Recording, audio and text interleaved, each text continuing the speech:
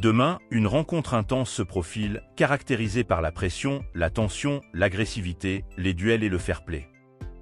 Ce match revêt une importance cruciale pour le Real Madrid, qui a été humilié et éliminé par les Sky Blues sur un score total de 5-1 lors de la précédente saison.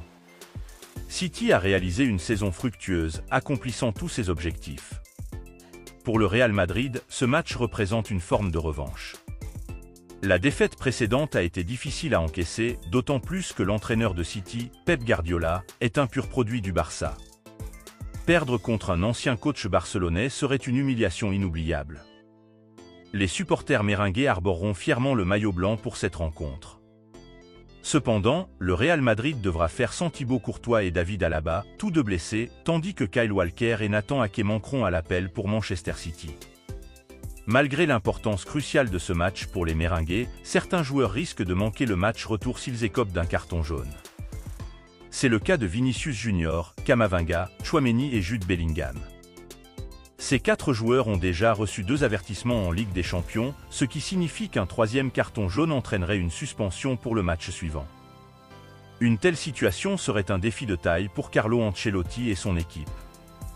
Pour la rencontre de demain, voici quelques déclarations de Rudiger concernant Haaland et De Bruyne.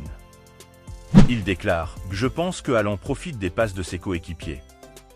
Tu ne peux pas tout contrôler, mais il faut également surveiller des joueurs comme De Bruyne pour simplifier les choses. » En ce qui concerne les propos de Rodrigo sur la rencontre à venir, ce qui s'est passé l'année dernière ne compte pas vraiment. Ce sera différent. Nous sommes dans l'un des meilleurs moments de la saison. Nous nous connaissons très bien. Ils ont changé leur façon de jouer, mais pas leur essence. Ils ont plus de contrôle. Nous devrons faire preuve de personnalité. Pep Guardiola a également partagé son point de vue. La dernière fois, nous avons gagné, l'autre fois, nous avons perdu. C'est devenu un classique entre nous ces dernières années. Je ne pense pas que ce soit la même chose que l'année dernière. Nous avons des joueurs différents. Les matchs sont longs pour de nombreuses raisons et nous nous attendons à jouer plusieurs matchs dans un seul. L'avantage est que nous avons le match retour à domicile. Ils sont forts dans les transitions avec Rodrigo, Bellingham, Vinicius.